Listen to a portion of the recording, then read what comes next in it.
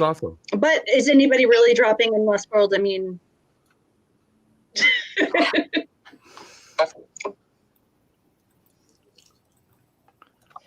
Hi, and welcome back to the American Science Fiction and Fantasy track here at DragonCon. We are super excited to be bringing this Westworld panel to you. We've done some really fun Westworld stuff over the past couple of years. Excited to be bringing this back. I am Bethany Kessler, your host and moderator, and I'm going to go around and let the other panelists introduce themselves. Sorry, guys. It's Saturday at Con. And then we'll get started. We'll just jump right in. If Mr. Wayland Smith, you want to go, and then we'll just proceed down and over and end up with Felicity. I write under the name Wayland Smith. I have a bunch of different books and short stories published, unless you really hate this panel. And then my name is Jim Butcher. I'm a general sci-fi fantasy geek fan. I've watched all of Westworld, and I'm looking forward to hearing what everyone else thinks about it. My name is Gary Mitchell. I am the co-director of the American Sci-Fi Classics track, where if you like our panels, you get 5 stars. And if you didn't like it, you give us 5 sarcastic stars. You can also find me at the Twitter here. And I write a weekly column called Slip Discs about all the nerdy media that's coming out that Tuesday for you to buy, because I still believe in physical media. Cool. My name is Mike Faber. I'm the host of the Earth Station 1 podcast, and it's wonderful to be working with Bethany again on another Westworld project.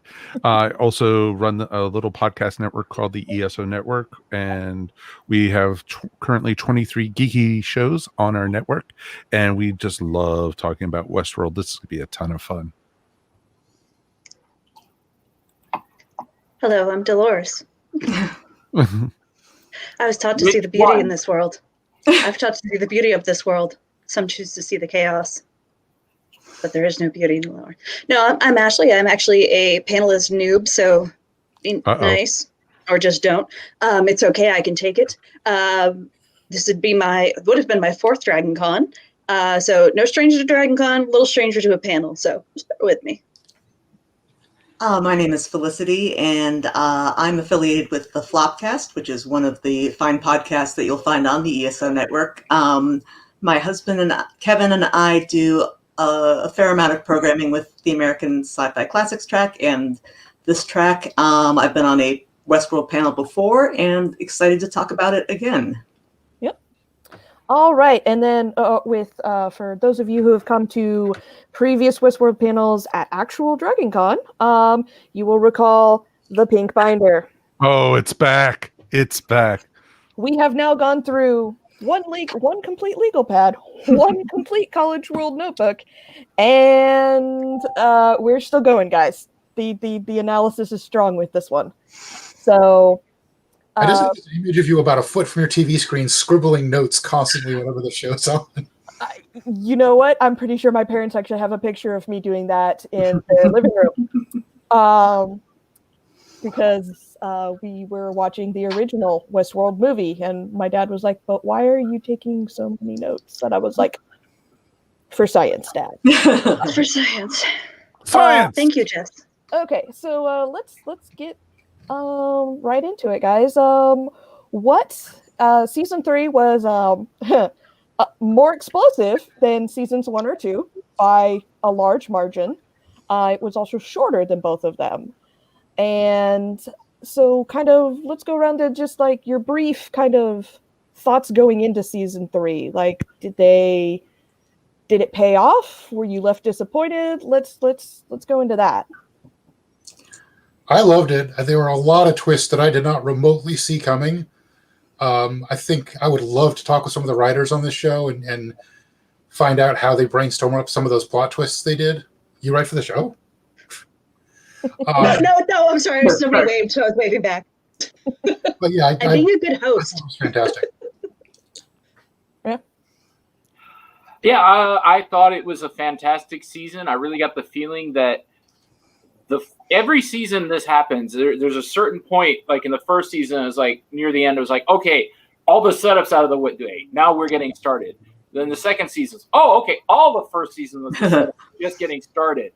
And then this season started, it was okay, season 1 and season 2 were the setup. now we're really, it's like, and not in a bad way. It's not like, nothing happened. I mean, it's just like everything is just layers upon layers to set up where we're going. And at this point, I'm like, I don't know where we're going to end up, but I'm all in for the ride.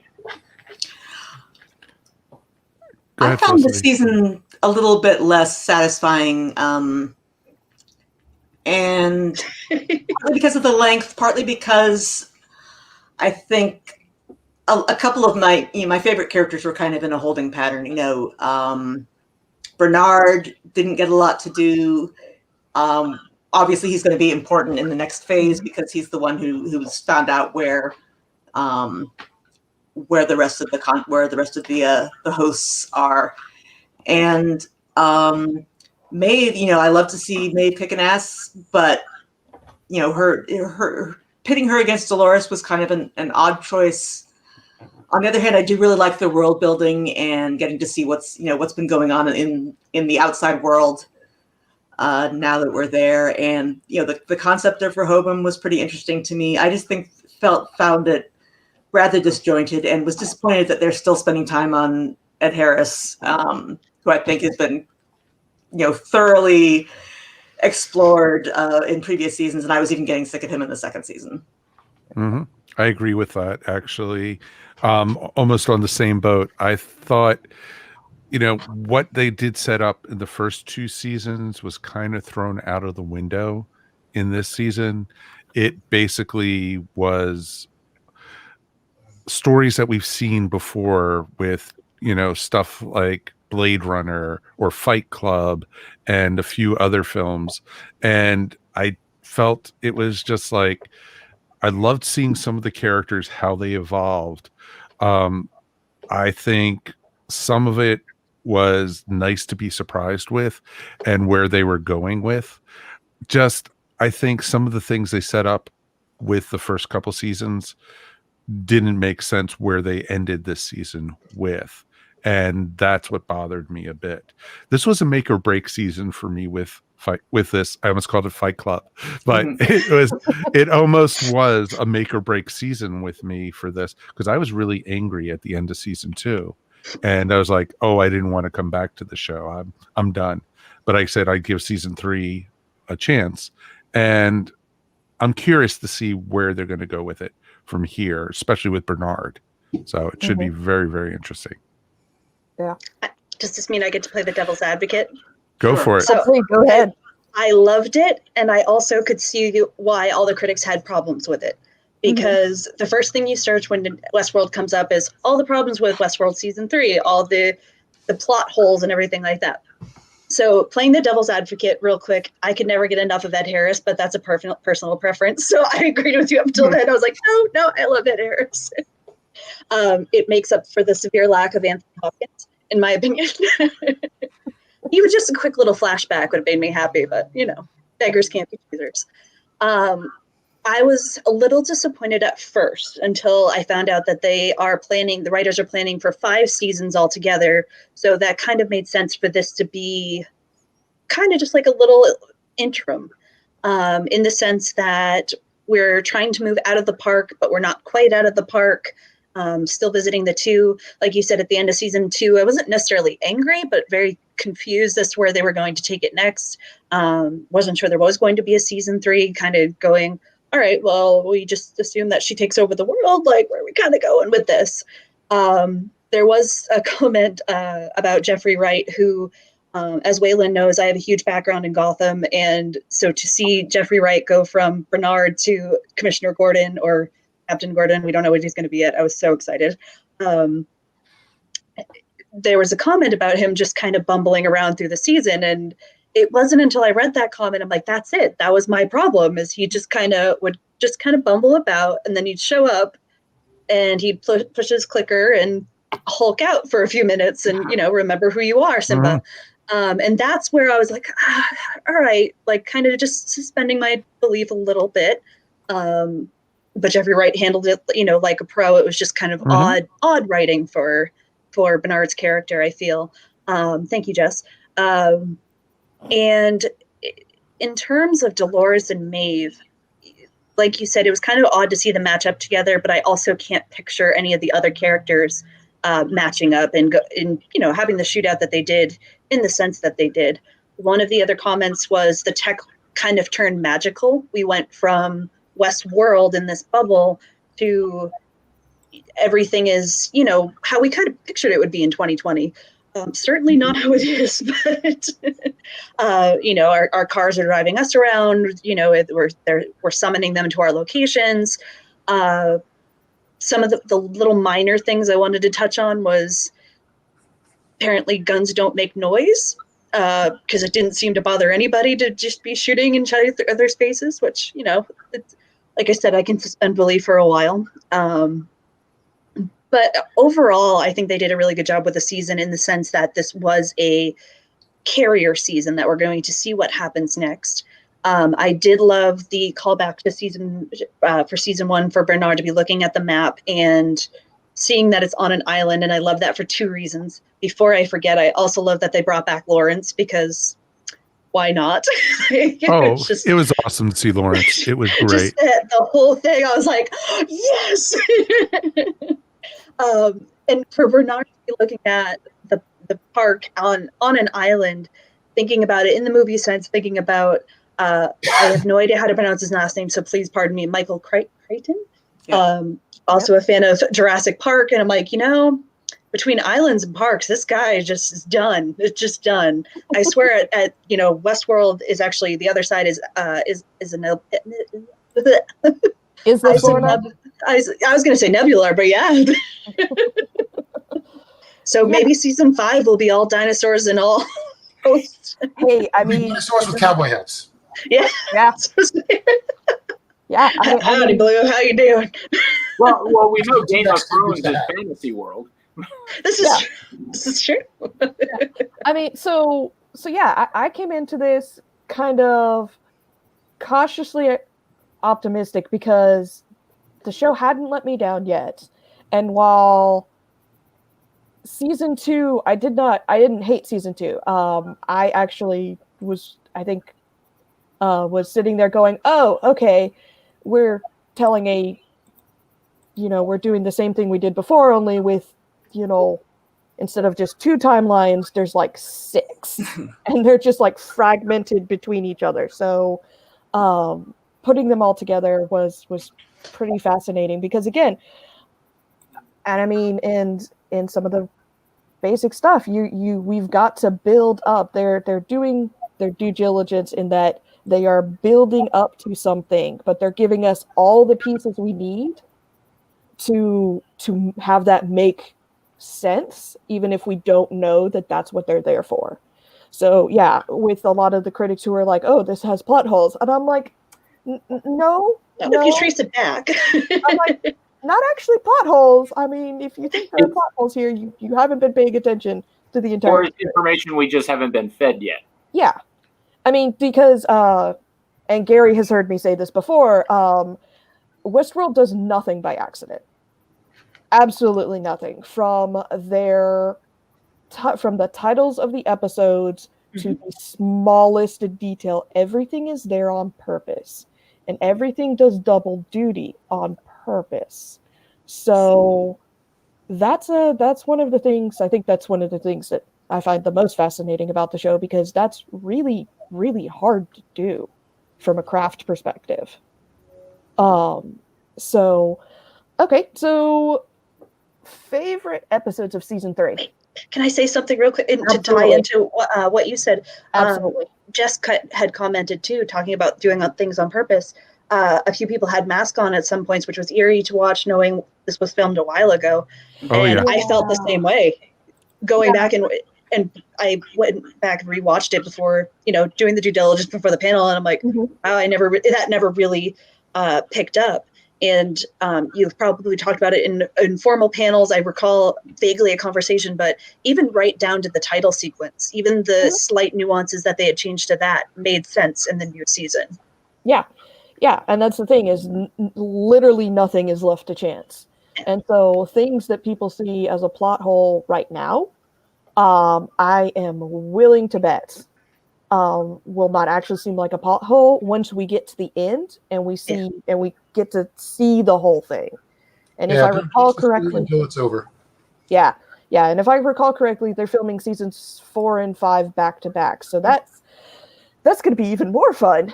So Right. I know. I don't just think focus we're like, going to see. ooh. We're not going to probably see that though until 2023 at the earliest. Wow. Probably. Yeah, But they were I'm- speculating 2022, and with everything going on right now. Yeah. But I'm willing to wait for this. I mean, I waited for Oh yeah. Star Of Wars. course. I waited for Lord of the Rings. I have no problem waiting for Westworld. Neither of them are going to disappoint me like the previous two. Wow. So Wow. Strong words. Strong words. I'll meet everybody in the parking lot after this panel. That's one of the things that I read too. Is people were like, in comparison to Game of Thrones, everybody's watching Westworld like they're not going to mess this up, right? Well, no, they have competent showrunners. It's amazing what you can do with competent showrunners. They also had a competent lighting crew, so you could actually Yes. see what was happening. Yes, exactly. So they're putting all the dragon money to good use, at least.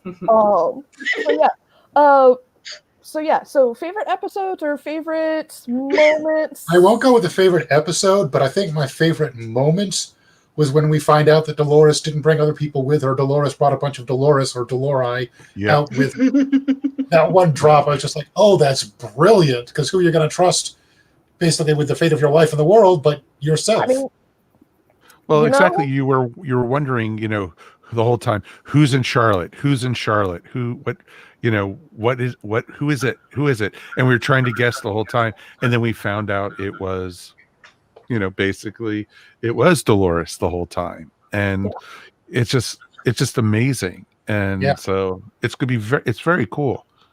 It was a genius move that we should have seen coming and didn't, because it's like they are computer programs. They can just, I made a duplicate of me.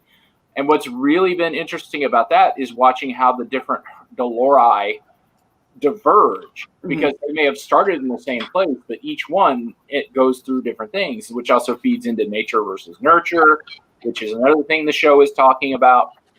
Like Bethany was saying, this stuff's layered like crazy. There's a series called On Story that I like to watch about the writing process, and part of the intro is Shane Black talking about thrillers, and he says the best payoff moment in a thriller is when you suddenly go, oh, of course, that makes perfect sense now. And that's what that Dolores moment was for me. Yeah. I certainly found it one of the more compelling threads of this season, the kind of the identity crisis that Charlotte Dolores has as she's trying to live Charlotte's life, but with Dolores' consciousness. Oh, that scene with both, with Charlotte and Dolores at the hotel. Yeah. And she had been that basically Charlotte had been tearing apart at her skin.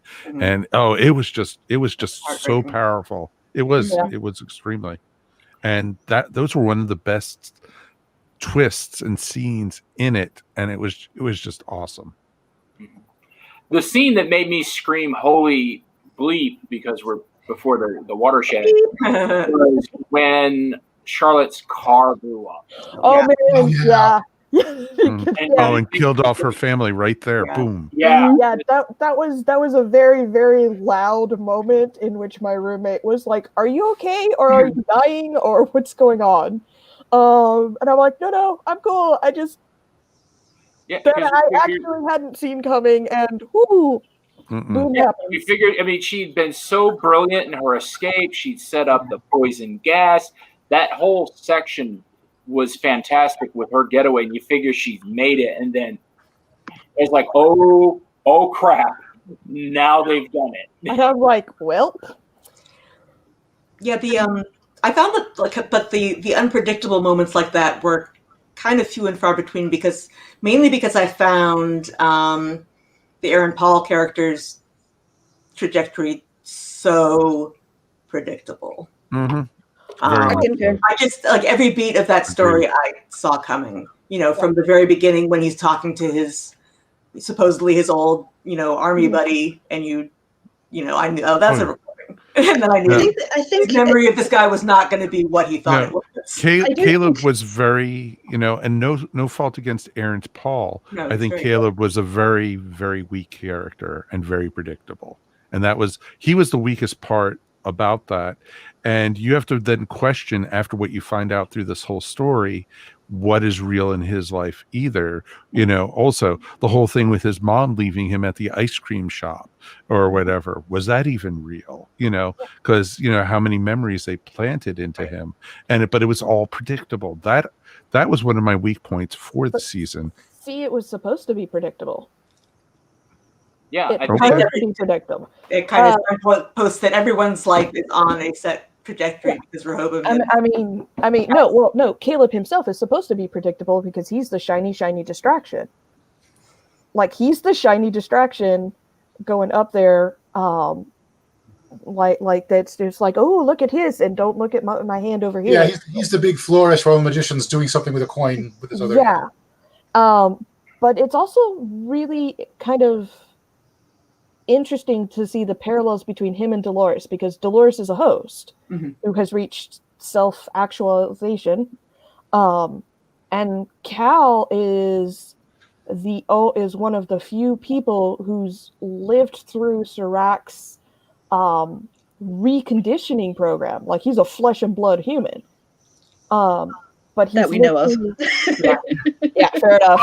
That was another thing.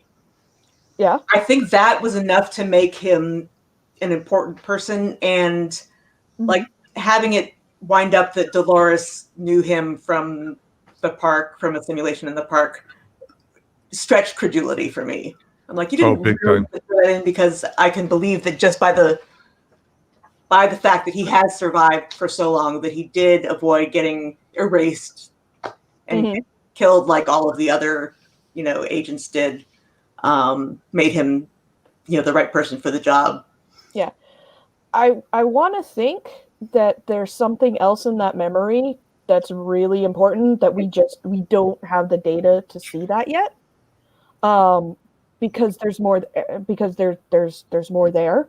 Though I do think kind of showing that memory was kind of just like a good thing, just to show us this is where they may have initially met, but then we don't know because Dolores went through all the books in the archive before she left the island. Right.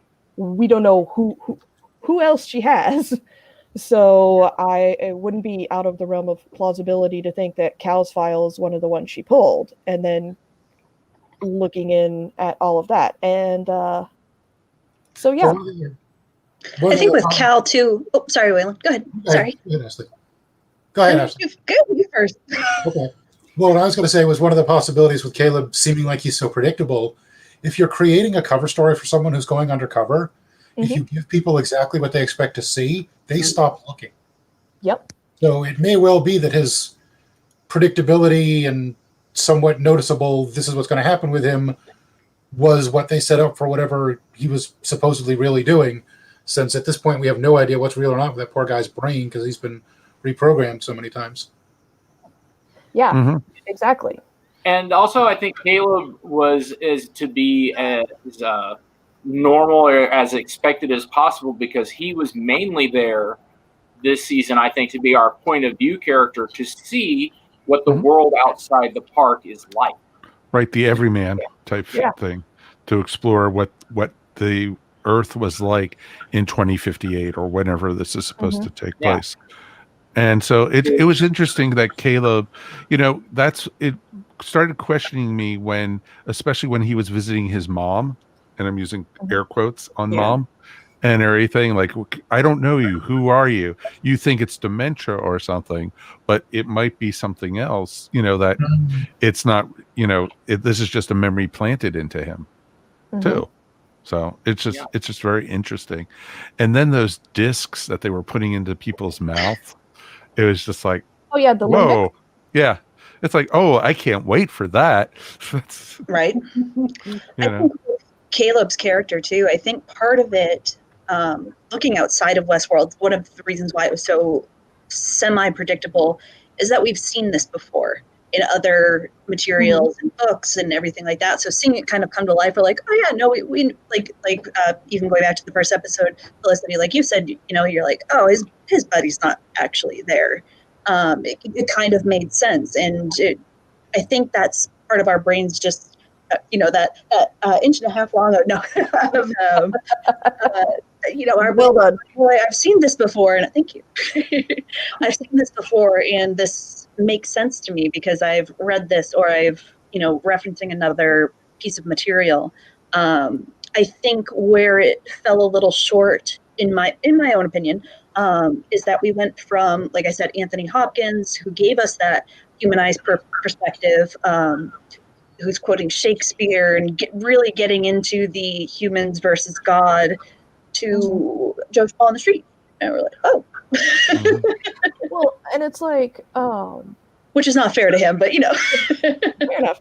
Well, and also you want to think, Ford did what he did for a reason. So trying to make sure that the data that Delos had didn't fall into the wrong hands. I mean, imagine, if Serac had actually gotten his hands on any of that data. I mean, there's no telling what that dude would have done. Right.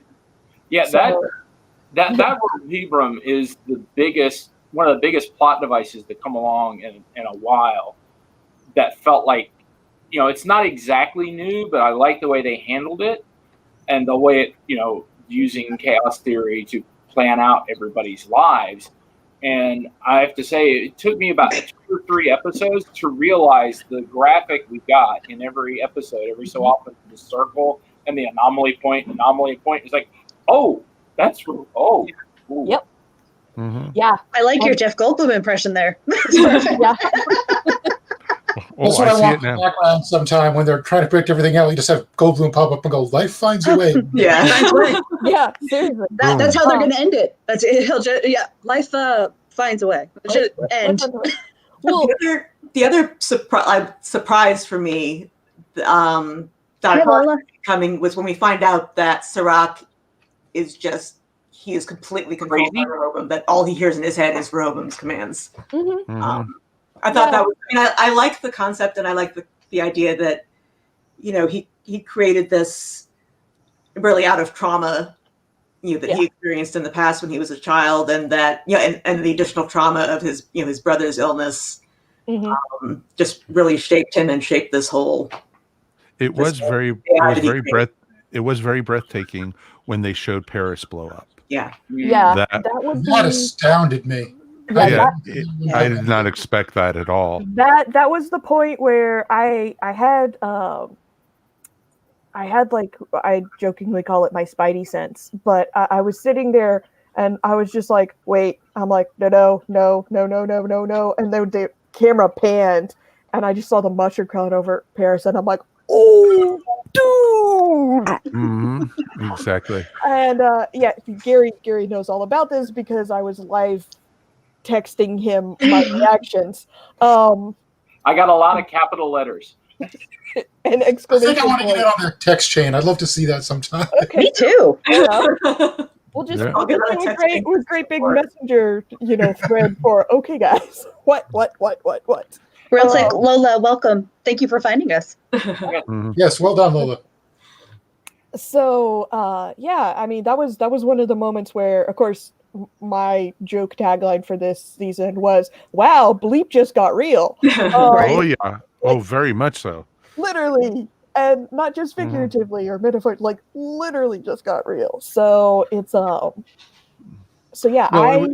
it was interesting because up to that point you didn't really know, is Serac a good guy, is he a bad guy, and everything. And that episode laid it all out for you right there. Well, I mean, I looked at the actor and went, oh, there is no way this guy is a good guy. Yeah. I'm like, the whole cliche about the villain is the hero of their own story. Yeah. Yeah. Of course. World, because just about everybody truly believes they're doing the right thing. And you want to see how they got to where they are, but oh my God, some of it's a mess. Yeah, and I mean, there's some stuff where, like, I sat there and went, no, I can see exactly how you got here, and whoo. Yeah, and I want to say that's one of my favorite Ed Harris moments is the bit at the very end of the very last episode when you think they're setting up of he's going to be the big, I'm going to hunt you down. I'm going to find you. I'm going to blow you all the way. Yeah. Oh, that was just awesome. That was fantastic. super cathartic. Those were my two favorite. One of the two favorite scenes with Ed Harris was that final scene. Him going, "I'm going to do it," and then the Men in Black was back, and he literally cut the real one's throat, which was just awesome. But that brings up the questions at the end of season 2. The William we saw, back on the island. Where is he? Is that a host? Reliving it over and over again, or it's a specifically calibrated limbic. Very true. It's a Delori. Yeah, exactly. I mean, Yeah. of course, At the end of the series, everyone will have been Dolores. Exactly, which is pretty awesome. But the other scene I loved was the therapy session with William. Oh, that was really well. I sat there and went, All the different versions. That was All the versions of him was just amazing.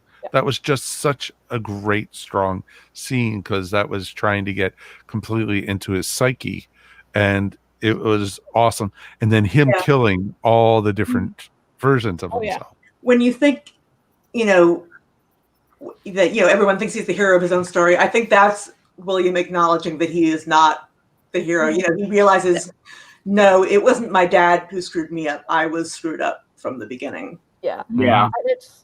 It almost, I think I jokingly said at the time, I'm like, there should be like a warning, like at the bottom of the scene going, "We do not recommend this as actually therapy." Not Do not kill your therapist. recommended. Whatever you do, if your therapist does this, go elsewhere.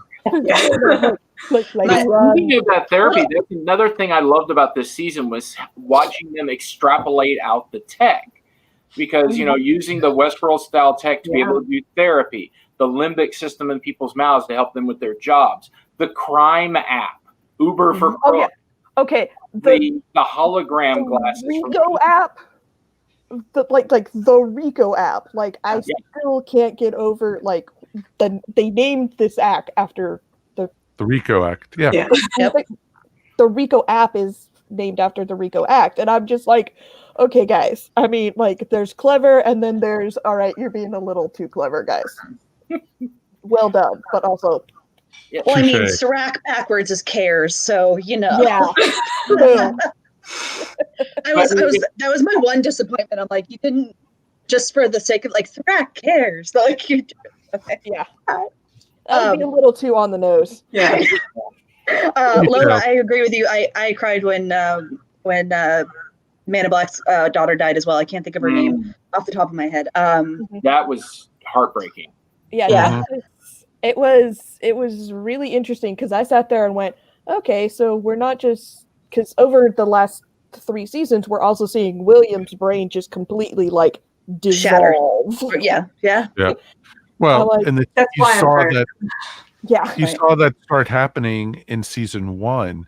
And, when he confronted Ford, and then when Ford was killed and the host started killing people, the grin on his face was like, okay, now this is the game I want.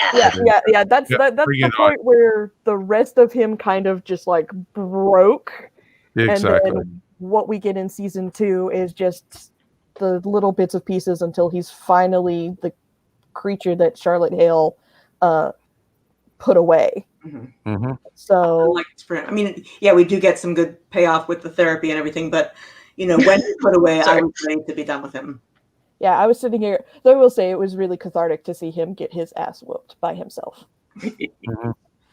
Like that, I was like, yes. Well, they say you're your own harshest critic. True. Early. All right, so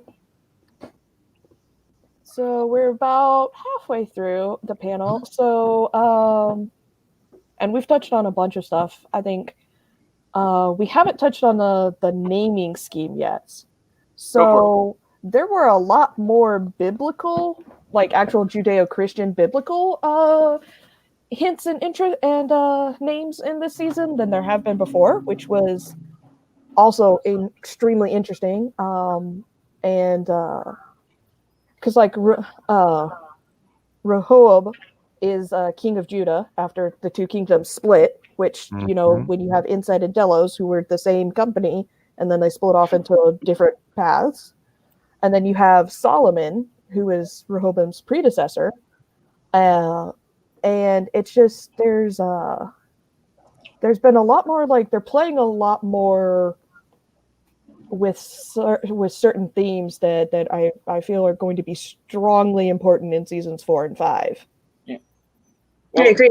Even like Dolores said, the inch and a half part of our brains that, and she talked about it, you are taught to believe in God, even if you don't believe in God himself, that, you are taught to believe in some sort of higher power. And I think that, like you said, the naming was a nod to that. I think that's going to play a much bigger part in whatever comes next. And like, the very first episode's title, Parse Domine. I was just going to bring that up.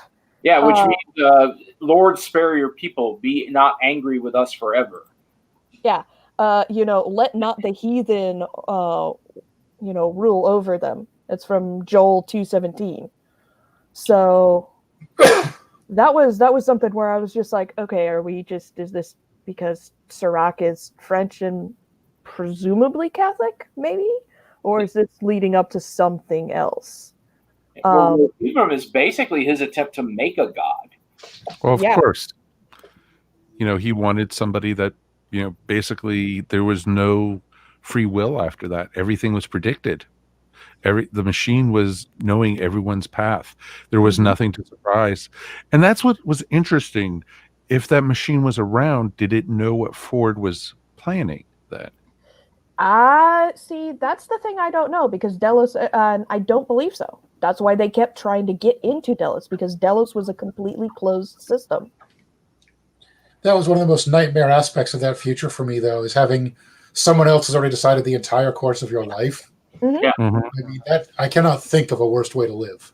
And that's why it causes such chaos when it comes out, because people just that was one of the other big that was one of the other big oh crap moments, is when that data gets dumped and watching the world crumble out. Yes. Crumble right in front of everybody. Yeah, and seeing all the little things playing out in the backgrounds, like the one lady who looks and then turns and starts beating the crap out of her boyfriend. Oh yeah, the subway. That was awesome. Oh God, yeah. Or that one doctor in the asylum. You just saw her in the background. She got up on the desk and she hung herself. And they just did it as a passing moment. They didn't even focus on that. It was it was like breathtaking, that whole scene that everyone was finding out, everything, the future. Oh, your daughter's going to die of cancer or leukemia, the mother looking at her daughter and like, oh, type thing. It's just heartbreaking. It was just wild. Well, and to answer Jess's comment, they were trying to get some of that data out, because pretty much Delos had all of this data, not just on the hosts, but also the people using the parks.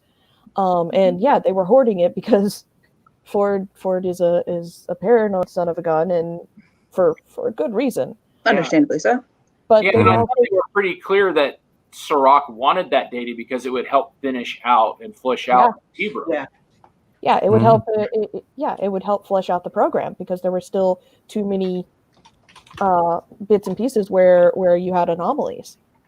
Well, here's a question for you guys. You had Serac, basically somehow got the hosts the pearls from the island. That's how he got Maeve and the others.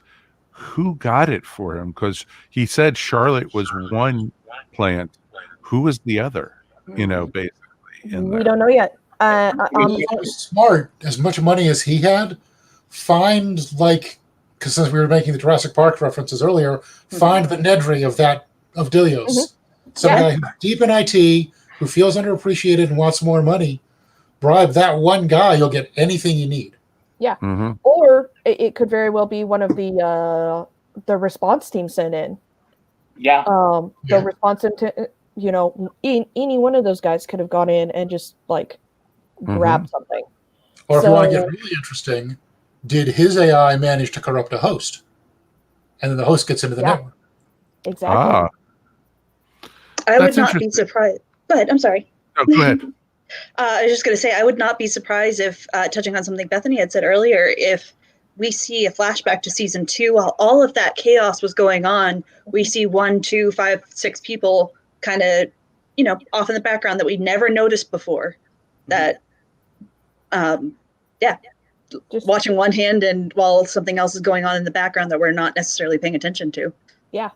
Mm-hmm. And that's why, to go back to your early thing about Bernard just kind of faffing about.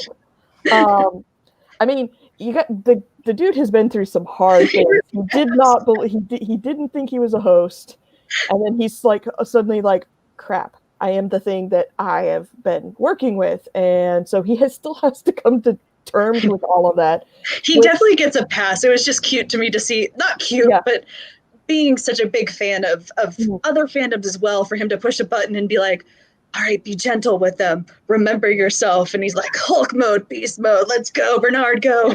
I think he finally actually, with the scene where he visits Arnold's wife, he finally gets the closure for the Arnold point of him. I think so, yeah. Everything from that on is just Bernard like shaking off his past and moving forward. And that's gonna be a thing we want to pay attention to. Absolutely. Sure. He's the one that has the key to the sublime. Mm-hmm. And there's something in there that's going to tell him how to save humanity or save the world. And how long? Humanity. How long has he been there? Yeah. How long has he been in that tub? Stubbs is in the tub. Either Stubb in the tub. Exactly. Is he deactivated or whatever? But then you had Bernard, and so covered in dust, it had to be years he was there. It could be years. It's pretty fast. I was going to say, it doesn't necessarily have to be years. I mean, it could also be, depending on the fighting and stuff, that could be just like that area got really heavy hit, and that's where we get all the dust on it. Because you can get that accumulation of dust in like a couple of weeks if you're in the right place for it. So I think they were implying that it was, a long time. Yeah. Oh, they were definitely trying to imply that, but whether or not that's an actual thing is they. Yeah. Well, and while we're on the duo, I do want to say that I loved Hemsworth this year. He was phenomenal. I loved his level of snark. Yes. I loved his, I don't have a purpose anymore. Damn you. Can't you just let me die? No, you wouldn't let me do it. I'm not letting you do it. Exactly. No, Stubbs was awesome. I'm glad they brought his character back, and he worked really well with Bernard. Yeah. And everything. The two of them made a great pair. And I love that scene, when, he came out of the elevator and it's like, hey, remember me? And, Real quick, obviously I was not on past panels for this, but that was definitely a moment, the end of season 2, finding out that he was a host. I was like, oh my god, no way.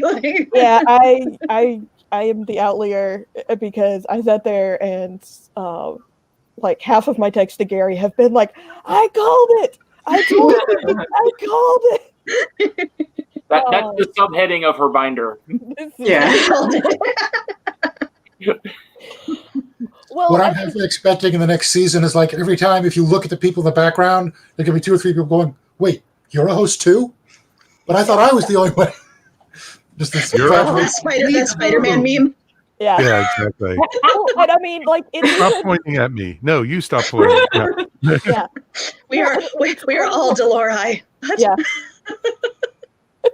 Well, I mean, it's also kind of like, it's back with BSG and the who are the last 5 Cylons? Right. Well, and thankfully, unlike Ronald D. Moore, I get a feeling that they're not just throwing darts at a.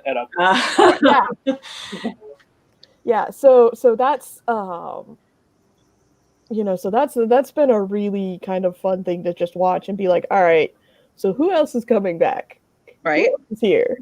Lawrence. Woo! Sorry. Yeah.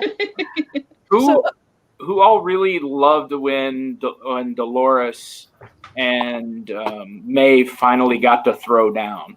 Oh yeah. The whole fight, the hide and seek with the drone, and then the big EMP thing. They just kept throwing in little stuff I didn't see coming that I thought was really nicely done. I was like, all right, so this is the epic boss fight. And at the end of this, because I think 3 episodes in, I was pretty sure that our main Dolores Prime, knew she wasn't making it out of this. Yeah. And so she was deliberately laying everything in place to make sure that it would go on without her. Especially, and we see that with her passing the torch to Maeve, with Caleb at the end.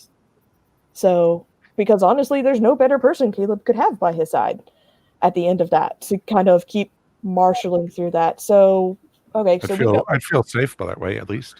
Yeah, I mean, Candy Newton can be my bodyguard any day of the week. Oh yeah. All right, so we've got like 15-ish minutes left. So impressions, either impressions that stuck with you or thoughts of where next season is going to take us. Life finds a way. Mhm. I think I've already kind of touched on the moments that really stuck with me. And I tend not to speculate, so I don't know if there's going to be a big time jump to match up with however long Bernard has been sitting there, finding the Sublime, or if it's going to be,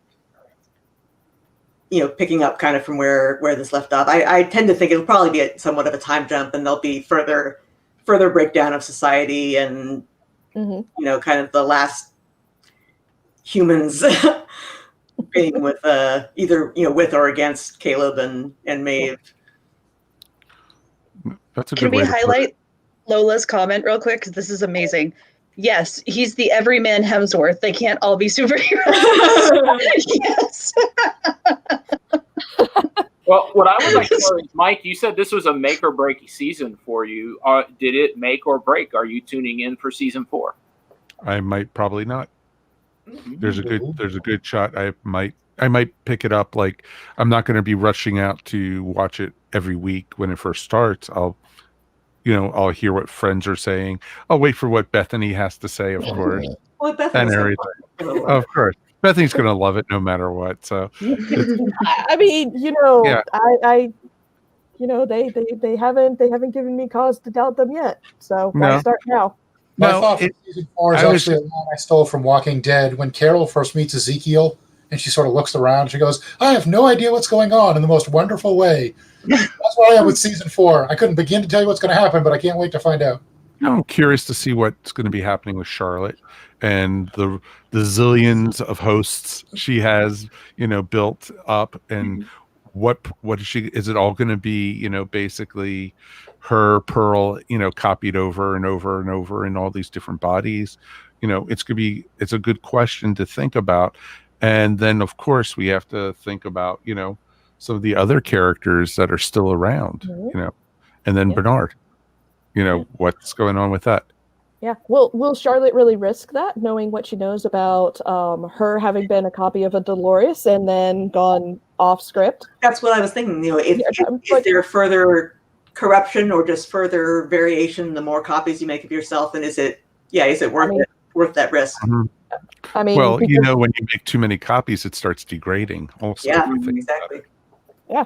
There you go. For the midpoint of season 5, the epic fight is going to be the old Dolores Chorus versus Agent Smith from the Matrix. Clash of the Clones, or whatever you want to call it. You know what? If they build it up well, I'm perfectly fine with that. I'm like, you get Hugo Weaving on this? I'll be like, all right, cool. So I'll allow it. I'll allow it. I think Sandy Newton was interviewed at the end and said that they are planning to extend Maeve's arc a little bit further from what we've seen. She felt she wasn't, as much as she did play a role in this season, it wasn't as influential as, say, season 2. Sure. So I'm very interested to see where they take Maeve's character with that, just because she's grown from leaps and bounds from season 1 to season 2 and now season 3. It's like, where are you going to go next? Like, I'm fascinated to see how that goes. I hope that Rachel Evan Wood is not done. I would like to see. Okay, that's what I thought. I was hoping. I'm hoping to see kind of, I know this sounds odd considering all she's done. I'm personally hoping to see Dolores kind of have a happy ending, like maybe in the sense of everything she's ever had happen to her get wiped and just she's back with her dad. Like just kind of give her that closed story. I hope, or maybe it will all be a Fallout situation because that's what made me think of, especially with Paris. Yeah. I think honestly, Westworld, when it does end, I think it's going to be very open-ended. I don't think that they're going to give us a solid, this is the end of it. I think it's going to be just like Jurassic World. I think it's going to be very much, I would love them to bring Anthony Hopkins back to do like a final narration. Yeah. I know we're talking like season 5 now, but I would love to see that character come back just a little bit to hear, even as a narration, to see his comments on humanity and how it matches up with what he was planning. I would like to see that. So if if an author or writer for the show happens to tune into this, Yeah, see, for me, this season really started to double down on the main themes of Westworld, which has been building since the beginning. What does it mean to have free will? What does it mean? Do you actually have free will? Is your path determined for you? Is it possible to break your loop? And this season really, really pushed that envelope on, oh, here's the new writer of the loop, and now humans are in a loop, and the hosts are in a loop. So I'm hoping for next season that we will get the firm writers' opinions on this question, and that's what we're really going to explore. Because to me, in the end, the first season, it's a fun sci-fi show with some philosophical underpinnings. The second season doubles down. Third season doubled down even harder. So I think, this is unlike Game of Thrones. This is a show with a point. Right. Mm-hmm. They have a message they want to say. And I'm really excited to see what they're going to give us. It'll be interesting because the final scene when you saw basically Caleb and Maeve walk out, with all the buildings on fire and everything. And I looked at Judy and I said, and this is why you don't talk about Fight Club. right? Yeah. So, I think, because for me, like Gary said, they keep doubling down and doubling down. And in this point, I know one thing for certain. Maeve is going to find Bernard because Bernard holds the key to her getting her daughter back, even if she has reluctantly realized that the stakes are bigger than just that. And I'm curious to see what they do with some of the other stuff, because again, you've got that data dump, and then you've got all of these undesirables who have been locked away, and how's that going to play in? So yeah, it's going to be real interesting. So with our last kind of 5 minutes left, guys, why don't we go around and tell everybody who you are again and where they can find you. On Twitter, I'm at WaylandSmith1. I still haven't found out who beat me to that yet. Search my name on Facebook. I have both a regular page and a pro page. I've got novels up on Amazon, and really hope to be back at DragonCon Actual next year on panels and selling books. Real quick, we just talked about a data dump, and you're like, tell everybody who you are and where to find you. Yes. I am Gary Mitchell. You can find me here on the Twitter. You can find me at the American Sci-Fi Classics track on Facebook/group/American Sci-Fi Classics. You'll be seeing me there pretty much all weekend. And you can find me at revolutionsf.com. And yes, Star Trek fans, it's my real name. There you go. My name's Mike Faber. You can find me as part of the ESO Network, a totally geeky podcast network with all kinds of fun different shows. And you can find us at esonetwork.com. We have a great ESO Network group up here on Facebook. And of course, I am the host of the Earth Station 1 podcast. And we've talked about Westworld every season. And we've had some of these familiar faces on the show. So it's been a lot of fun, actually. So pretty awesome. You will be on for next season, Ashley. I promise. Woo. So please give us a listen. And please join our Facebook group. We'd love to have you on board. Real quick, I want to thank Jess, Aura, Darth Ed 77 And Lola, thank you guys so much for joining in. My name is Ashley. I'm a little new to panels, but not new to DragonCon, not new to Westworld.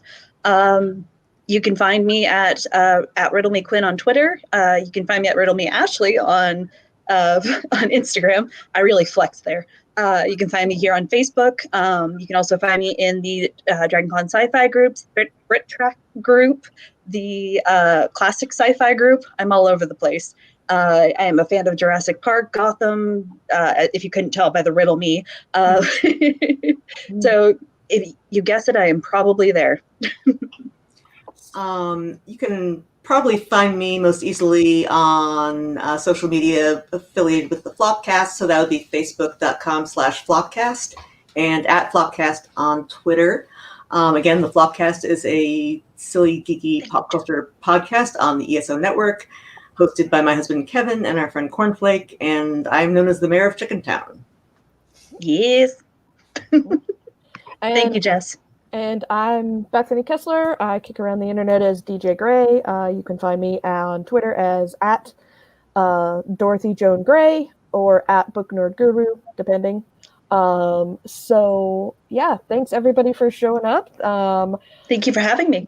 And honestly, bring yourselves all back online. That's cool. Is it dream? Yeah, otherwise we're just going to start singing Bohemian Rhapsody. Is this the real life? Oh, Someone needs to reset the 2020 simulation. That's all I'm God, yes. I agree with that. Oh, please, Resetting. please. all right. Thanks so much, guys. And the next Am Sci-Fi one is The Good Place at noon tomorrow. If you want to find me, you can find me at 7 a.m. on the Classics track because the track directors and I are engaged in a protracted war. And, this is just another casualty of it. Yeah. So, Gary? Yeah, it's purely because I'm a jerk. Okay. You and Joe. 7 a.m.? No. Okay. Hey guys, I got to run. I got another panel to go on. Yep. Hi. Bye, Everybody have a great Saturday night at con. Yep. Bye. Bye. More apple pie for everybody. Bye. Bye. I got some downstairs.